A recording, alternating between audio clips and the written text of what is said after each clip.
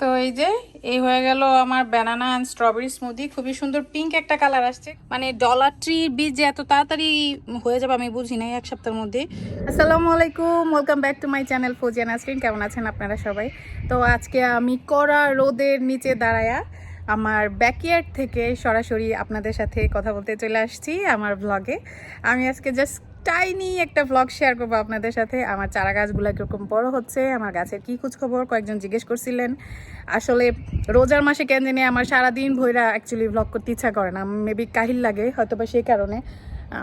তো আমি এর জন্য রোজার মাসে ব্লগের ইয়েটা কমাই দিয়েছি, টুকটাক কিছু দেখাইতেছি আর কি। তো যাই হোক, আমার পুদিনা গাছও মাসাল্লাহ বাড়ছে। পুদিনা তো এমনি এমনিই হয়। তারপরে কয়েকটা নতুন চারা ডলার ট্রি থেকে আনছিলাম, ওগুলা হচ্ছে মানে চারা বলতে বীজ আনছিলাম। ডলার ট্রি বীজ যে এত হেল্পফুল আমি বুঝি নাই কখনো। তো আমি আবার যাব ডলার ট্রিতে, কজ আমার আরও অনেকগুলো বালতি লাগবে। তারপরে হচ্ছে ছুটির দিনে আমি ফুল গাছগুলো লাগাবো। তো আমার চারাগুলো মোটামুটি বড় হয়েছে, আপনাদের সাথে একটু দেখাই কীরকম হয়েছে। তো এই তো সবার ঈদ তো চলে আসতেছে, মানে আমার খুব মজা লাগতেছে। ঈদ জিনিসটাই অন্যরকম না, দেখতে দেখতে এবার রোজাটা না অনেক দ্রুত চলে গেছে। সবার ঈদের কি প্রিপারেশন, কে কতটুকু প্রিপারেশন নিয়েছেন জানাবেন, যদিও করো না। আচ্ছা, এই গেটটা আমি কি করব? এটাকে আমি ফেলে দিব না ডেকোরেশনের জন্য রাখবো? আমি বুঝতেছি না কোথায় ডেকোরেট করব। লাইক ব্যাকইয়ার্ডে এমনি কেমন লাগতেছে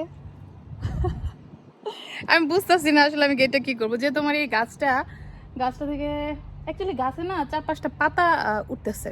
দেখ এখন কয়েকটা পাতা উঠতেছে, আমার মনটাই খারাপ হয়ে গেছিল। গাছে কিছু ফুড দিতে হবে, পানি দিতে হবে হয়তো বা। মানে এখানে তো ইউজুয়ালি এইভাবে স্নো পড়ে না, স্নোতে একদম শক্ত হয়ে গেছিল, নাহলে গাছটা ভইরা যায়।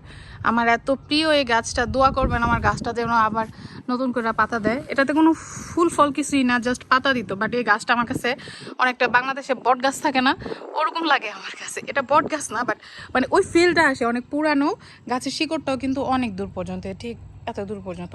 তো যাই হোক, আমার অনেক পছন্দের একটা গাছ। আমি মাঝে মাঝে মন খারাপ থাকলে এটার সাথে এসে কথা বলি, মন ভালো থাকলেও কথা বলি। আমি জানি না গাছের সাথে কেউ কথা বলে কিনা, গাছ কিন্তু কথা শুনে, গান শুনে, বুঝে। ওরা হয়তো বা ওইভাবে আমাদের মতো কথা বলতে পারে না, কিন্তু ওরা কথা শুনে।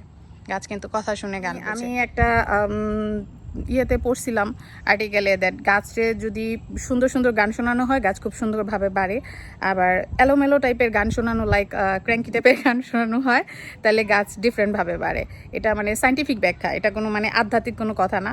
তো আমি মানে আগে আমাদের বাসায় বারান্দায় গাছ রাখতাম, মানে বাংলাদেশে। তো আমি ট্রাইও করে দেখছিলাম, অ্যান্ড ইট ওয়ার্কস। আমি অনেক আগেই কিন্তু এই আর্টিকেলটা পড়ছিলাম। সো ইনশাল্লাহ ঈদের পর থেকে আমি মাঠে নামবো কৃষকদের মতো আর কি। এই যে আমার মিষ্টি কুমড়ার চারা মাসাল্লাহ উঠে গেছে অনেকগুলো, আরো কয়েকটা উঠতেছে। এই যে ছোট ছোট এগুলো উঠতেছে। আমি এর জন্য বেশি করে মাটি এখনো দেইনি, সবগুলো উঠে সালে তারপরে মাটি দিব। এই চারাটা নিয়ে আমি কনফিউজ, আমি জানি না এটা কিসের চারা, করলা নাকি আল্লাহই জানে। করলা তো এরকম হয় না, করলা পাতা তো চিনি। দেখা যাক, একটু বড় হলে বোঝা যাবে। আর এই যে আমার সিমগুলা বড় হয়ে গেছে। এখানে এটা মনে হয় মটরশুঁটি নাহলে বরবটি, এই দুইটার মধ্যে একটা বরবটি একটা মটরশুঁটি এরকম। এই যে আমার ফুপুর সিম সবচেয়ে বেশি বড় হয়েছে। আর এই যে এগুলো ভেন্ডিগুলো আর কি। সো আলহামদুলিল্লাহ। আর আমার সিম গাছ অনেকগুলা লাগাইছে এবার, দেখি আল্লাহ যদি বরকত দেয়, এগুলা বাইচা যদি থাকে বা যদি কিছু হয় এগুলা থাইকা। আর এগুলা হচ্ছে আগাছা, এগুলো আমি ছুটির দিন ছাড়া আসলে পারবো না, রোজার মধ্যে বাবুরে রাখা হয় না। এগুলা ক্লিন করতে হবে। আমার পুরা ব্যাকইয়ার্ডে কিন্তু এই যে এরকম আগাছা ঘাসে ভরে গেছে। আঙ্কেল একটু ঠিকঠাক হোক মানসিকভাবে, আঙ্কেলই ক্লিন করে আসলে আমাদের ব্যাকইয়ার্ডটা। আর এই তো এগুলো হচ্ছে এমনি ফালাই রাখছিলাম, এমনি এমনি হইতেছিল, বাট আমি এগুলা ক্লিন করব। আর এগুলো এখানে আমি ময়লাগুলা রাখি, যেগুলো দিয়ে আমি ঘরের সার বানাই আর কি। কালকে অনেক বৃষ্টি হয়েছিল, আমার ছেলের এটা উল্টা রয়েছে, ক্লিন হয়েছে বাট উল্টা রয়েছে। এটা ব্যাকইয়ার্ডেই রাখি, কজ ও আসলেই খেলে। ঘাস টাস ক্লিন টিন হইলে আমি ব্যাকইয়ার্ডটা নিয়ে কাজ শুরু করবো ইনশাল্লাহ ঈদের পরে। আমার ব্যাকইয়ার্ড এখনও ক্লিন হয় না, এইভাবেই ফালাইয়া রাখছি যেভাবে লোকেরা কাজটা শেষ করে দিয়ে গেছিলো। আমার পুদিনা পাতা ভইরা গেছে, এত খাওয়া হয় না, যত হয় মাসাল্লাহ। সো এই পাতাগুলো অনেক বড় বড়। আমি কিন্তু কিছুই করি না, জাস্ট বছরে 1-2 বার মানে শীতের মধ্যে মরে টরে গেলে পুদিনার ডাঁটাই না লাগাই দিয়ে এমনি হয়ে যায়। আর এই যে দেখাই বেগুনের চারা আমি এইভাবে নিচে রাখছি যাতে ছায়া থাকে, তাহলে বীজের থেকে চারাগুলো খুব সুন্দর হয়। মানে ডলার ট্রির বীজ যে এত তাড়াতাড়ি হয়ে যাবে আমি বুঝি নাই, 1 সপ্তাহের মধ্যে খুব সুন্দর বেগুনের চারা হয়ে গেছে। যে এই বেগুনগুলা,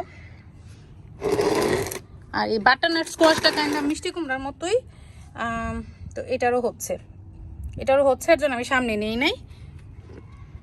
এই হইলো আমার গাছ, এখন পানি দিব এগুলাতে আর কি।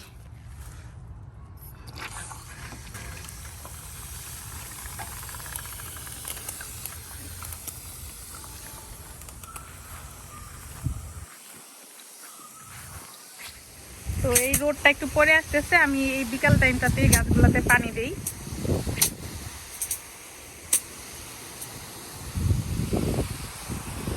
মানে যেগুলো চারা হয়ে আসতেছে আমি এগুলো সব এদিকে আইনা রাখতেছি। আঙ্কেল গাছ টাছ কাইটা গেলে আমি এদিকে মানে মুলস লাগাইয়া টবগুলো এদিকে রাখবো, আর উপরে ছাউনি করে দিব, তো যেগুলো বাওয়াইতে হবে।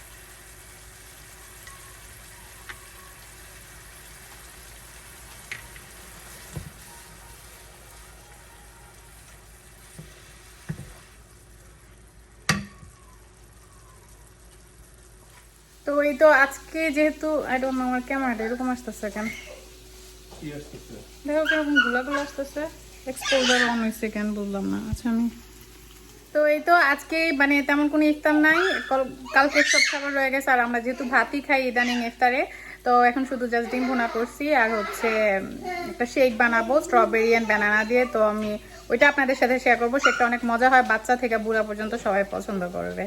আর এই যে আমি লিকুইড হুইপ ক্রিম নিয়ে নিছি শেকটা বানানোর জন্য। হুইপ ক্রিম না থাকলেও চলবে, আইসক্রিম দিলেও হবে, আমি আইসক্রিমও দিব, অর্ধেকটা দিই, পুরোটা লাগবে না। আর হচ্ছে এই যে আমি ভ্যানিলা বিন আইসক্রিমটা ব্যবহার করব, ভ্যানিলা ফ্লেভারেরই দিব, কজ আমি ব্যানানা আর স্ট্রবেরি দিব, অন্য ফ্লেভার দরকার নাই আমার।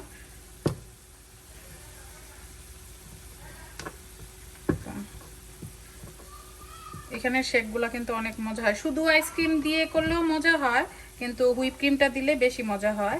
আমি একটু আইসও দিব, এক্সট্রা কোনো সুগার দিতে হবে না, যেহেতু আমি আইসক্রিম দিতেছি, আর ফ্রুটগুলো এমনিতেও মিষ্টি থাকে, এক্সট্রা সুগারের দরকার নেই। রেগুলার মিল্ক,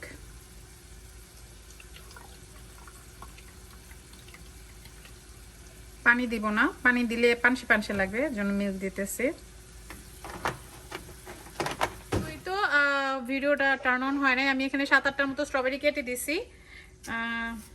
টার্ন অন না করেই বক বক করতেছিলাম, এরকম আমার হয়। আর এই যে এরকম 2টা ব্যানানা দিয়ে দিব, মানে কলা দিয়ে দিব আর কি 2টা। খুবই সিম্পল। আর স্ট্রবেরি না থাকলে শুধু ব্যানানা দিয়েও হবে, ব্যানানা না থাকলে শুধু স্ট্রবেরি দিয়েও হবে। আমি 2টা আছে বিধায় 2টা মিক্স করে করতেছি, 2টা মিক্স করেও ভালো লাগে। খুবই সিম্পল এবং মজা। আচ্ছা, ইয়োগার্ট দিয়েও কিন্তু হয়, হুইপ ক্রিম না থাকলে ইয়োগার্ট ইউজ করতে পারেন, ওটাও ডিফারেন্ট মজা হয়। দই দিয়ে ভাল লাগে খাইতে। আমি আগে এগুলো ব্লেন্ড করে নিই, আইসটা পরে দিব। জিব্রিল কান্না করতেছে, ওর বাবা ওরা বাইরে নিয়ে গেছিল, বাইরে থেকে আনছে কেন, এর জন্য সমানে কান্না। মানে ইফতারের টাইম আসলেই ওর বিরক্ত করা লাগে আর কি। যাই হোক, আমি আগে ব্লেন্ড করে নিই। বিসমিল্লাহ।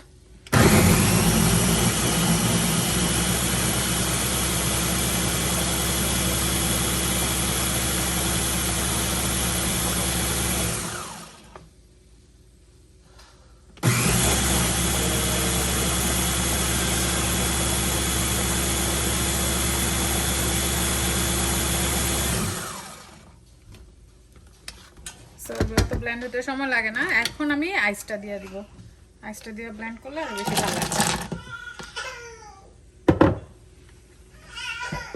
এই তো বেবি হয়ে গেছে, হয়ে গেছে। তুমি খাবা মিল্কশেক? বিসমিল্লাহ।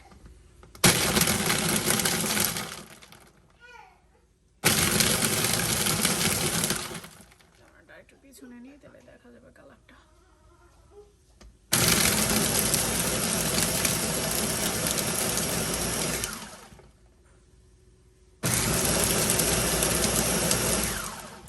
That's it. তো আমাদের জন্য কাঁচের গ্লাসে নিতেছি, আর জিবিরের জন্য এই কাপে নিব। কত কাঁচের জিনিস ও নিজে হাত ধরে খেতে চায়, তো কাঁচের জিনিস নষ্ট করে ফেলে। এই যে মা দিচ্ছি, দাঁড়াও তোমাকে আগে দিয়ে নি, আমরা পরে নিব। বিসমিল্লাহ। উপরে একটু হুইপ ক্রিম এভাবে দিয়ে দিলে দেখতে সুন্দর লাগে। Here you go. No, no. Oh my God, what is that? Perfume? দাও, এটাও জিজ্ঞেস করার জিনিস। অলওয়েজ কনফিউজ থাকে আমার জামাইটা।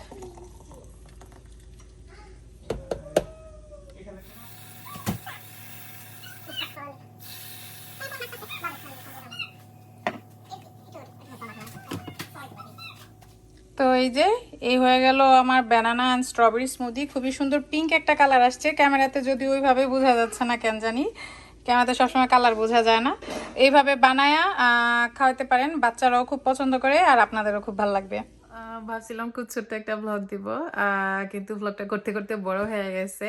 এখন দেখি প্রায় 13 মিনিটের মতো হয়ে গেছে। তো সবসময় যেটা ভাবি সেটা তো হয়ই না। আর এখন বাজে রাত 1টা। তো আমি ভাবলাম ব্লগটা শেষ করি, জিবিলকে ঘুম পাড়াবো, ব্লগ এডিট করবো, এন্ড দেন আমি ঘুমাবো। So it's a huge thing. জিবিলের স্লিপ রুটিন আগের চেয়ে বেটার হচ্ছে, বাট একদম পুরোপুরি ঠিক হয় নাই। দোয়া করবেন আমাদের জন্য। আর ভালো থাকবেন সবাই। আর হ্যাঁ, বেশি বেশি করে আমার ব্লগ দেখবেন, আর আমার ফেসবুক পেজ লাইক ফলো করে পাশে থাকবেন। আর আমার কিন্তু একটা ইউটিউব চ্যানেল আছে সেম নামেই, ফৌজিয়ানাসরিন। সাবস্ক্রাইব করতে ভুলবেন না। ভালো থাকবেন সবাই, দোয়া করুন আমাদের জন্য। আল্লাহ হাফেজ।